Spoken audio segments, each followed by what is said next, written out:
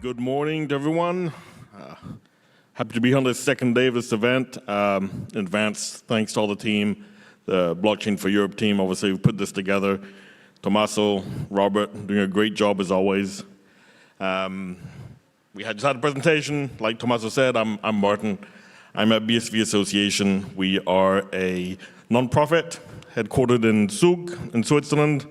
And the name is a dead giveaway. We support a blockchain called BSV. BSV stands for Bitcoin Satoshi Vision. I won't go into that, but feel free to come talk to me after the session if that triggers any inquiries. Peter, over to you. Maybe a quick intro. I'm Pieter, CIO and founder of mintBlue, and at mintBlue we use blockchain and other decentralized technologies mostly to provide compliance software. Cool. So we thought, or at least I thought when I proposed this panel, that I would try to give an alternative to a lot of the policy and financial oriented content that makes this such a great summit. We started off yesterday with some great words from the Commissioner Albuquerque, who's definitely painted a clear picture of the EU wanting to drive financial inclusion through blockchain technology. But there are use cases beyond just financial use cases, and I think maybe it'd be good to touch on those a bit. The previous panel I missed, unfortunately, but I know some of the speakers quite well. I'm sure they touched on that. Chilis have a great use case for driving inclusion through sports, and obviously with their fan club token.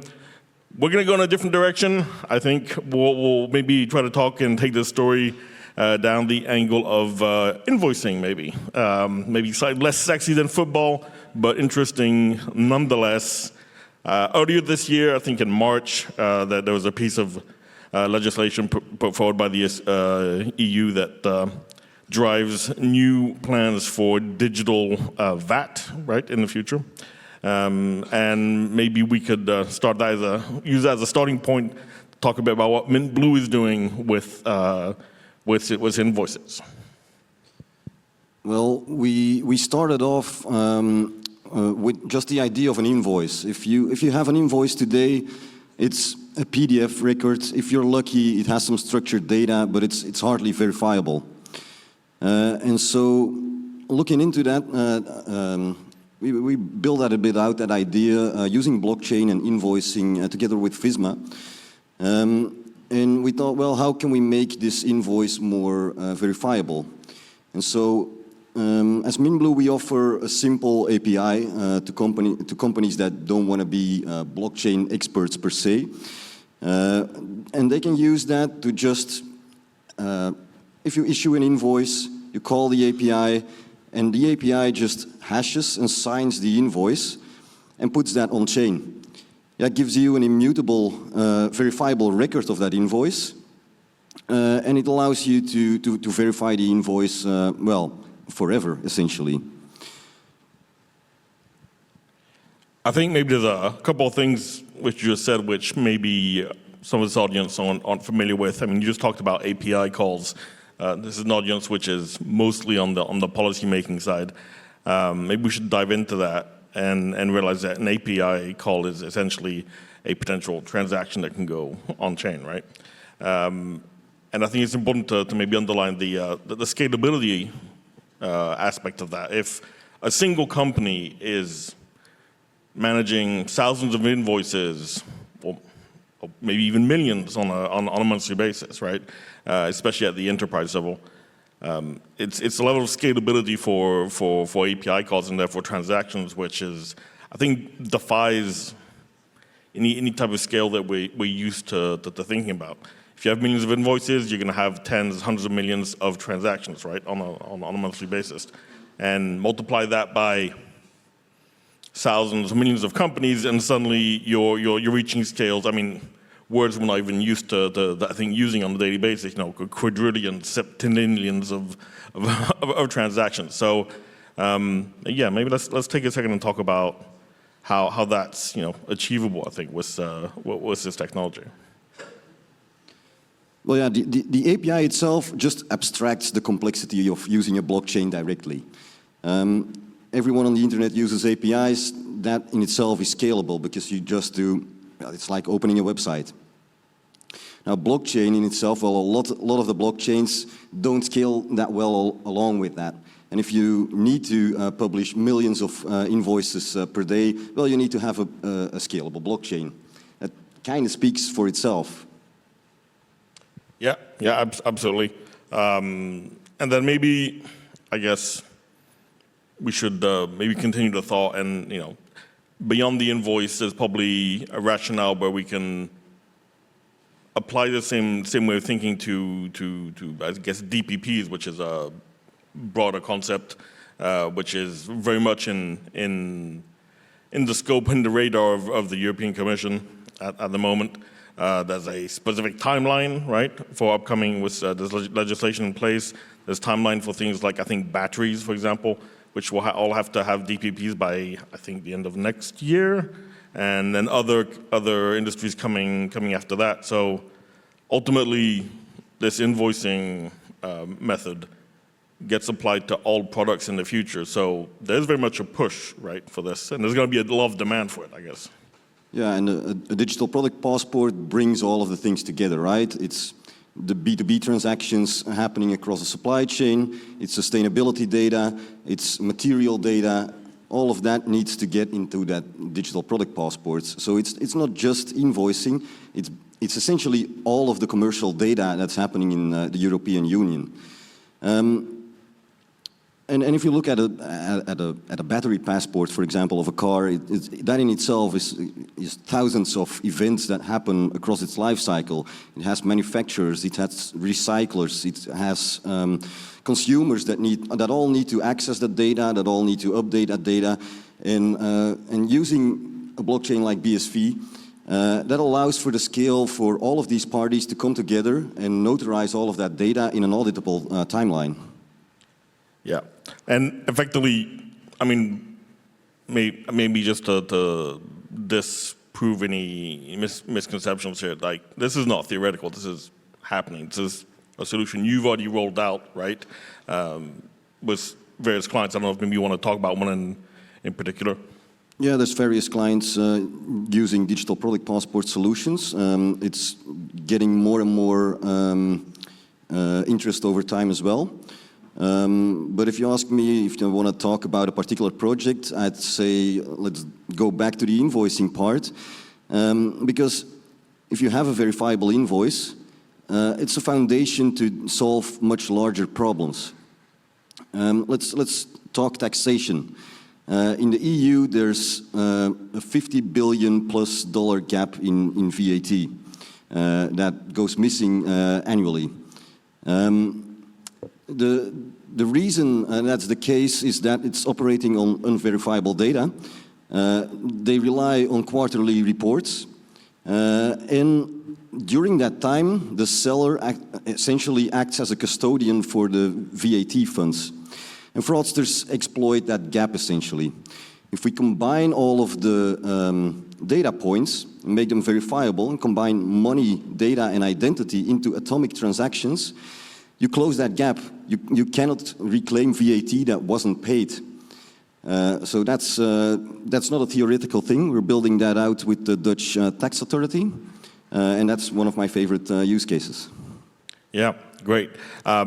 I guess, yeah, the only thing I can add to that is, I guess in this audience, in this group, in Blockchain for Europe, which we, the association, BSV Association, have been a part of for about a year, there's been a lot of talk that it's one of the main concerns that we obviously influence policy so that it is supportive of blockchain technology and all decentralized ledgers. We talk a lot about making blockchains pro-regulation. Another aspect of that is, for example, GDPR. That's one of the other work groups we're part of in Blockchain for Europe. But this is not about making blockchain pro-regulation. This is a technology that solves an issue straight up. So it's very much a ground-up approach to something that fits the top-down approach of policymakers here in Europe. So effectively, we're bridging that gap. And I guess it's maybe a good segue to like touch on some other annex topics. I mean, DDPs are one thing. the European Union has other initiatives, I think, which are interesting and relate to this. The UD wallet, for example, that's being rolled out, and then there's also the European blockchain infrastructure and services. Maybe let's touch on those. One of those two, to kind of show the bridge. Yeah, those things, the identity wallets and EBSI, it's all about standards and trust. So you have digital identifiers, you have verifiable credentials. Those systems need to have a ledger that can essentially process the industry volume. And the EBSI and the EIDAS wallets, they essentially act as a root of trust. It's who can I trust in this digital ecosystem? And BSV can act as a way to record all of the events that happen there at scale. If you combine those two things together, you can have interoperability across the EU landscape. That's a good point. And the interoperability angle, I think, is key. So whether it gets thrown around a lot, maybe not so much in the setting of policy making. In the world of blockchain, if I know a lot of you attend some of the other conferences on blockchain circuits, there's a lot of talk about interoperability between different chains, but obviously, yeah, between different standards as well. And ultimately, I think the interesting aspect here is that what's going on here at the European level has an impact internationally, right? So it's interoperability not between territories. I was talking to one of the other companies in our ecosystem just last week, saying how they're working on a DPP solution for a cattle farm in Australia, because ultimately all this legislation around DPPs has an impact outside of Europe.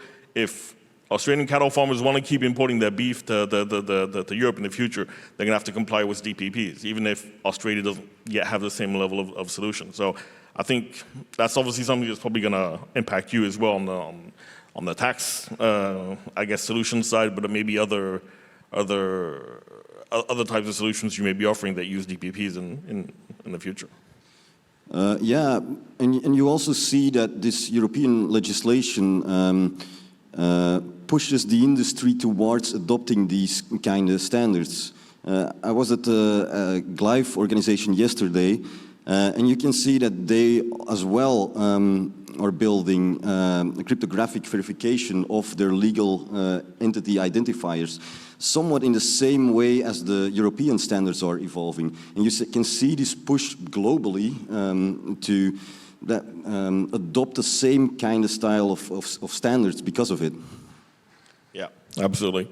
I mean, we could go down the DPP rabbit hole increasingly, but there's going to be more sessions on this to come.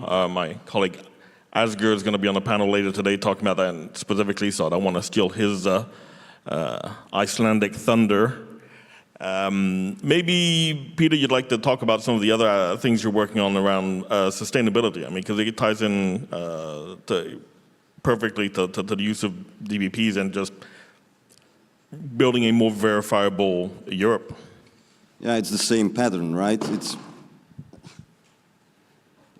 if you look at greenwashing, it's a lack of verifiable data. And so if you start recording events in an immutable and auditable way, you can just add these ESG metrics to an auditable event log. If you get all of that together, you get it into the digital product passport yet again. But in a way that a consumer and a supply chain partner can verify that stream of events. And putting all those things together gives you a complete digital product passport that the consumer can actually trust.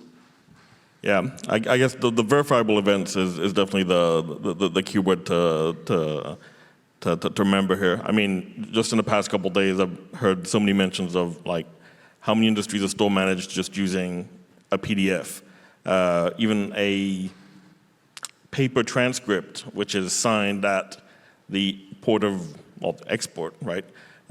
These are absolutely not verifiable, not in real time. There's so much room for error.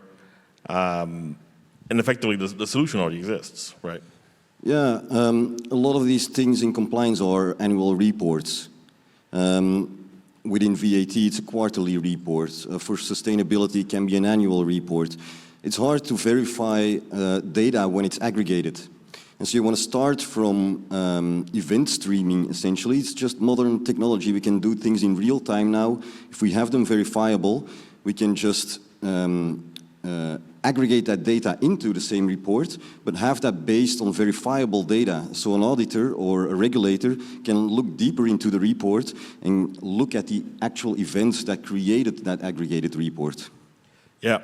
And I think when you say it like that, it seems pretty straightforward. It seems and pretty obvious, but I think maybe one of the misconceptions or underestimations is a better word, is that it's obviously once the policy is made to permit these solutions or enforce them, actually doing it is hard. I mean, just as we were chatting right before the session, you were telling me how VAT is a complex issue just at the European level between all the European countries, right? So you can have policy at the European level which enables what you're already working on, but that doesn't maybe mitigate all the complexities at a national level.